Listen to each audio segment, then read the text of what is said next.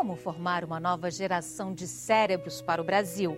O Repórter Senado visitou universidades, ouviu professores, pesquisadores, conversou com cientistas de reconhecimento internacional para conhecer os projetos que buscam dar um salto de inovação e qualidade à ciência brasileira.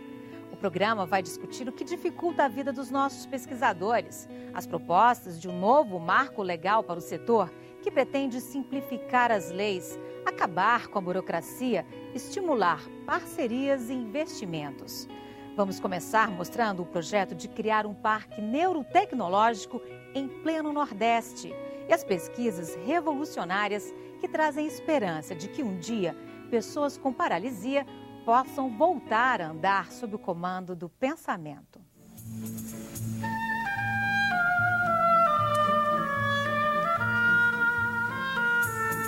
Os sonhos que movem a ciência.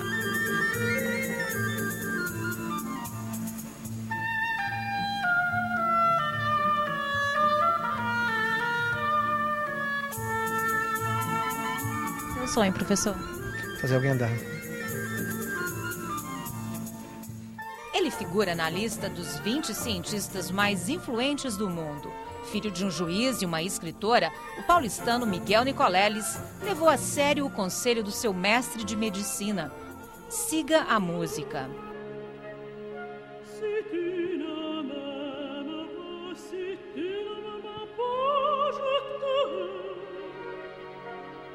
As aulas sonorizadas com ópera marcaram para sempre o estudante da USP que foi atrás de ouvir outra sinfonia, a dos neurônios, os sinais elétricos das tempestades neurais. Na busca de uma interface, uma conexão entre cérebro e máquina, Nicoleles comandou experimentos revolucionários na Universidade de Duke, nos Estados Unidos, onde chefia o laboratório de neuroengenharia desde 1994. Na primeira descoberta, captou os sinais do cérebro da macaca Aurora, que aprendeu a usar um braço robótico e depois guiou o equipamento apenas com o pensamento. Outra macaca nos Estados Unidos controlou um computador que estava no Japão, também apenas com o cérebro. E mais recentemente, concluiu outra pesquisa inédita. Ao usar um braço virtual guiado pelo cérebro, a equipe dele comprovou que a macaca é capaz de encostar, sentir e usar o tato para diferenciar a textura dos objetos. Era o passo que faltava para permitir agora os testes de uma veste especial robótica com pacientes paraplégicos. É o sonho do projeto Walk Again, andar de novo. Duas crianças brasileiras que entrariam no campo da abertura da Copa do Mundo, capitaneando a seleção brasileira, andando novamente, pela primeira vez, sob o controle do seu próprio cérebro, controlando um novo corpo, que vai ser assimilado por esse cérebro como sendo o seu corpo, e caminhassem no centro do campo e dessem o pontapé inicial da Copa do Mundo no país do futebol.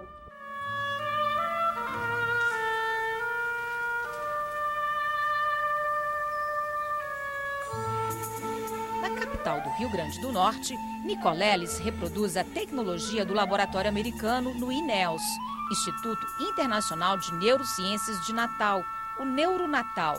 O centro de pesquisa recebeu o nome do professor que lhe inspirou. Essa é uma das meninas dos olhos porque foi uma tecnologia que só existia no nosso laboratório na Duke, foi totalmente transferida aqui para o Brasil. Então, hoje nós podemos aqui realizar registros da atividade elétrica do cérebro de animais despertos que podem se comportar livremente dentro dessas caixas de comportamento e fazer discriminações táteis enquanto a gente registra a atividade cerebral deles, né? O que foi mais difícil para trazer todos esses equipamentos aqui? É uma combinação, né, da importação dos equipamentos, ter técnicos, capacitar os técnicos para montar isso no Brasil, trazer certos componentes que, na realidade, nem existem no mercado nacional, né, e basicamente treinar toda uma equipe que vai desde a pessoa que faz o eletrodo até os cientistas que fazem os experimentos, né? É a Associação Alberto Santos Dumont para Apoio à Pesquisa, criada em 2004, que administra o Instituto, um modelo de parceria público-privada que tem o apoio do governo federal e convênio com a UFRN. Dentro da UCIP, a proporção é de R$ 2 privados para cada real público, né, das nossas parcerias, o que é algo excelente, né? Agora, isso também é pouco usual, né, nos projetos de ciência no Brasil. A grande maioria deles são puramente públicos, né, e não existe participação privada.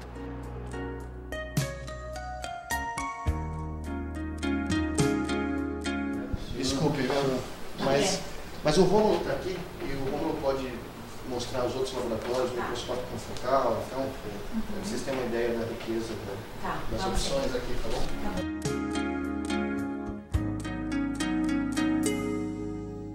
O chileno Rômulo Fuentes nos mostra o laboratório em que se constroem materiais para os experimentos.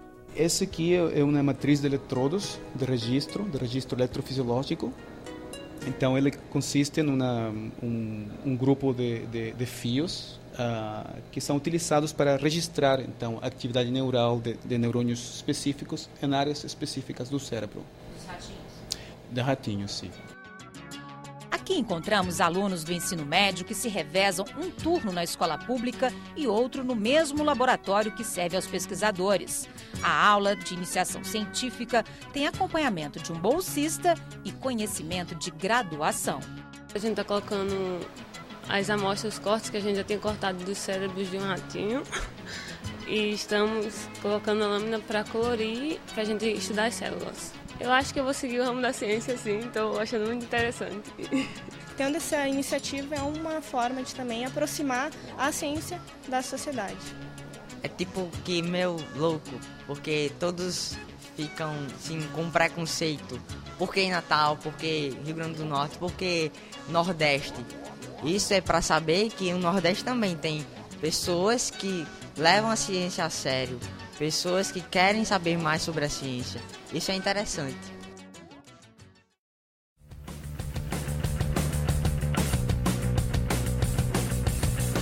E a gente nem mostrou tudo ainda. A 20 quilômetros de Natal, no município de Macaíba, uma outra extensão do projeto. E mais estudantes em contato com o admirável mundo novo. Vendo coisas incríveis, participando dos projetos, das experiências também dos outros cientistas que estão aqui no prédio. É muito maravilhoso. No laboratório de eletrofisiologia, o que o professor Nicoleles faz com macacos em Duque, o doutorando em psicobiologia Maxwell testa em Sagüís.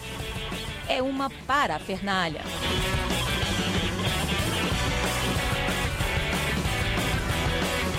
Para a realidade brasileira, que é um laboratório que não deve nada assim, para nenhum outro, a nível nacional e até a nível internacional. A ideia agora aqui é trabalhar com primatas, então a gente utiliza primatas e busca um tratamento para os sintomas motores da doença de Parkinson. Ainda em Macaíba, fomos conhecer o futuro.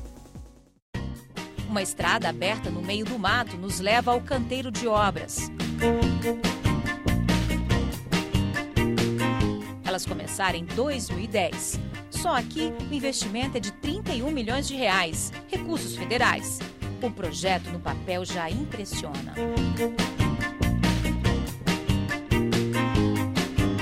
Aline não apenas fiscaliza, mas testemunha um cenário de mudança, uma revolução em andamento. O campus do cérebro vai abrigar um centro de pesquisa de ponta em neurociências e de produção de neurotecnologia, além de uma escola comunitária gratuita de tempo integral para 1.200 alunos. O sonho é transformar essa área, na região metropolitana de Natal, na cidade brasileira do cérebro de referência internacional e fazer da ciência um motor de transformação social.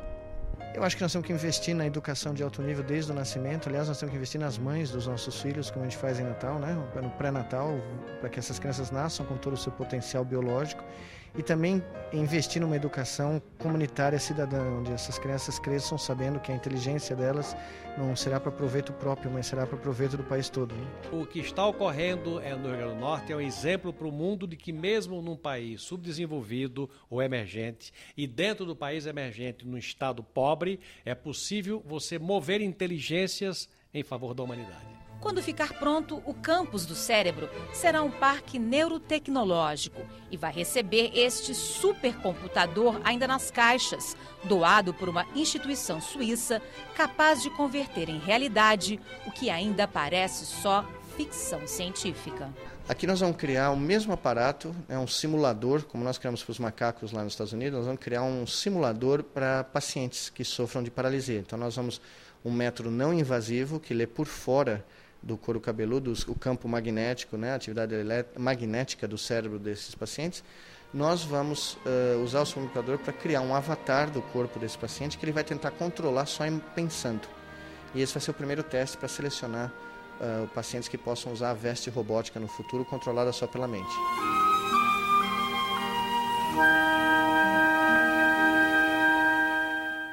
Também em Natal nasceu um outro centro de excelência que vem trabalhando para repatriar cientistas brasileiros e gerar um polo de atração de conhecimento numa área especialmente promissora.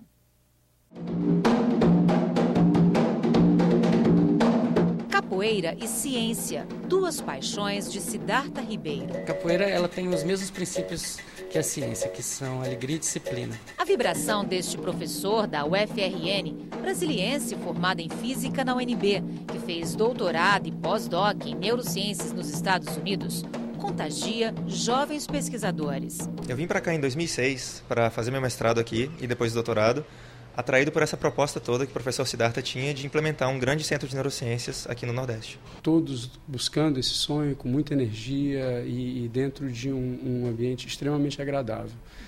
Então, eu tenho certeza que a decisão de vir para cá passou por isso. O sonho de Siddhartha começou há 15 anos quando foi se especializar lá fora. Depois de trabalhar e dirigir o Neuronatal com o professor Nicoleles, agora ele está à frente do Instituto do Cérebro. É uma unidade da UFRN mantida com recursos públicos, que pretende ser um polo no Nordeste para repatriar cientistas brasileiros, atrair estrangeiros e criar as condições para pesquisas de alto nível aqui. Um polo de atração e também um portal de envio de mentes para o mundo. Agora, a ideia é sempre que elas voltem para cá, que a gente possa usar isso para trazer cérebros para o Brasil. Quantos vão e não voltam? A maioria vai e não volta, porque é muito difícil fazer aqui, mas vale a pena. E é isso que a gente está concretizando agora. Na história da pesquisa e da pós-graduação no Brasil, os alunos do Nordeste iam para as universidades do Centro e do Sul, São Paulo, Brasília, Minas Gerais, para fazerem mestrado e doutorado. E agora esse fluxo com certeza está se invertendo. Siddhartha espera consolidar o polo em 2 ou 3 anos e multiplicar o número de pesquisadores. Já tem 25 alunos e vai chegar em 100, 150 alunos nos próximos anos. Então, tudo isso concretiza esse sonho. A gente está num processo nesse momento de crescimento. Eu diria que o sonho está na sua adolescência. Nas paredes do Instituto, o motivo de tanto esforço. Artigos científicos que ganham repercussão mundial. As linhas de pesquisa buscam respostas para doenças cerebrais de todo tipo. O médico carioca Marcos Costa desistiu de ser neurocirurgião. Passou 3 anos em Munique, na Alemanha. Hoje, aos 31 anos, faz pós-doc em neurobiologia e explora o campo promissor das células-tronco neurais. Como é que eu posso guiar essa célula-tronco para formar um neurônio que me interessa, né, para diferentes tipos de doença?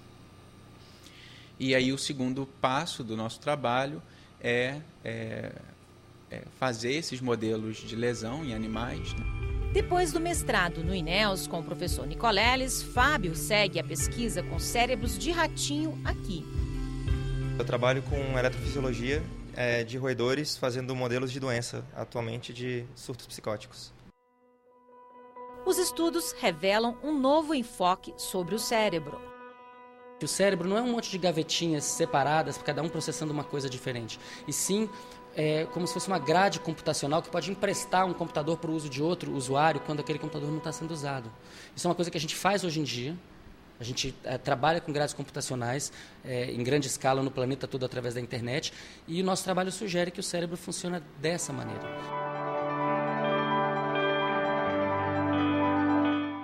pesquisas feitas no Instituto do Cérebro não se limitam ao mundo acadêmico.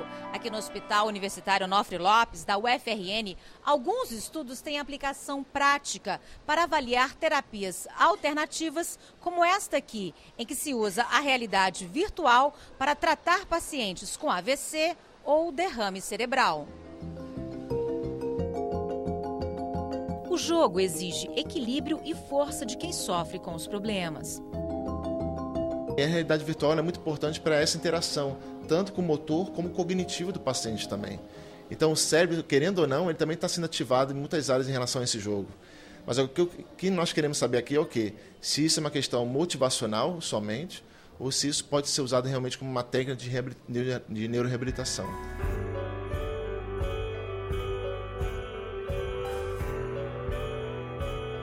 As pesquisas aplicadas fazem a ponte universidade-sociedade, garantem o retorno do investimento público, como ilustra o professor Draulio Araújo, doutor em Física Aplicada à Medicina e à Biologia, formado na USP.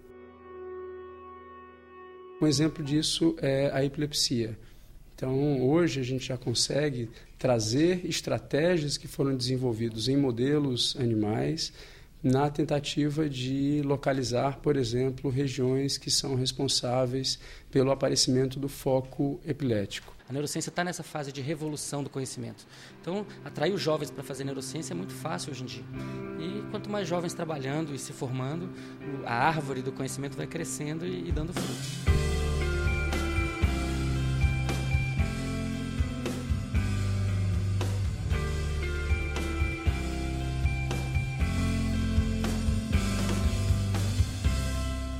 Veja a seguir um código para a ciência, a proposta que está no Congresso para acabar com os entraves ao desenvolvimento científico no Brasil. E veja por que é tão importante ler. Uma história incrível de superação, de como o nosso cérebro é capaz de encontrar novos caminhos. Em instantes.